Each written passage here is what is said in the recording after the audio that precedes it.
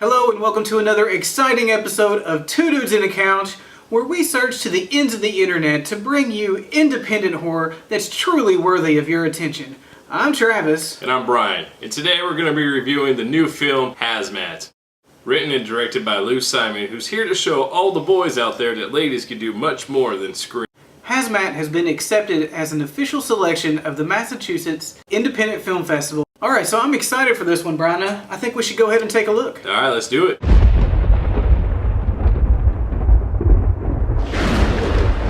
Hi, I'm Scary Dave, and this is Scary End.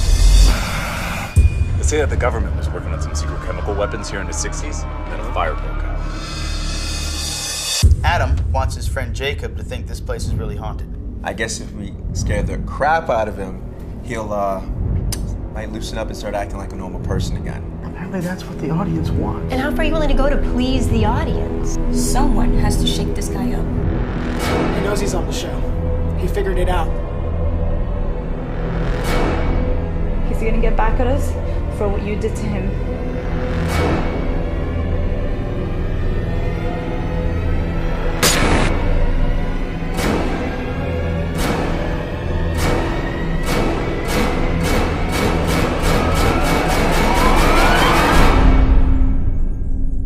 We have no food or water. The network doesn't know we're here. And we're back. Man, that was pretty awesome in my opinion. Travis, what do you think of HazMat there, man? You know, it's been a long time since I've watched a slasher film that gave me the feeling of all of the great ones from the 80s. But this one, it really packs a punch. Lou Simon has provided us with a relevant storyline, good characters, and some great scary scenes. I agree. I mean, this doesn't feel like a small budget indie film here. The production values are great, and there's some legitimate scares. So why don't we just go ahead and break this down. HazMat plays out as a Scare Tactics meets My Bloody Valentine mashup. Jacob is a guy that's been giving off a creepy vibe to his friends ever since a tragedy occurred several years ago in this abandoned building. Jacob's frenemies contact this reality TV show that is very much like Scare Tactics used to be, and basically their idea is to scare the crap out of people, and his friends thought that this would be a good intervention. I really like the premise of this story. I've seen some of the Scare Tactics type shows and thought to myself before that one of these guys is just going to snap. Something bad is going to happen. And that's kind of the premise of this story. We learned quite a bit about the characters in this film, considering it's a fairly fast-paced horror movie. Frenemies have their own selfish reason for participating in this reality show, which I thought flowed really well on screen. There are also some great scenes with the crew members of the Scary Antics reality show. We saw some good character development with the creator and the makeup artist, who are more than just co-workers. There's some excellent camera work taking place in HazMat. They were able to secure a great set that had a creepy, dark atmosphere in a warehouse that gives off a claustrophobic type vibe. The lighting on this film is also excellent. The crew was really able to showcase the darkness without having the viewer squint in order to see what was going on. There were also some scenes shot through CCTV and night vision that played out really well and added to the scare factor. HazMat has one of the best scores and sound effects that I've heard in an independent horror film yet. From beginning to the end, the sound work is spot on, and it really works with the lighting to set the tone of the film. HazMat also benefits from an excellent cast.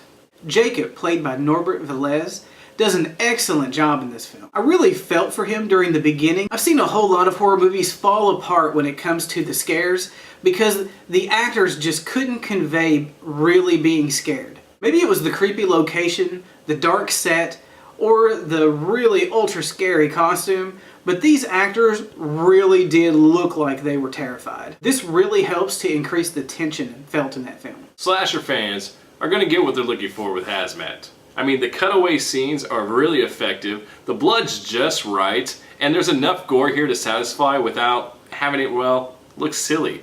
There was only one special effect here that just didn't quite fit right, but honestly, I'm going to make you watch the film to find it.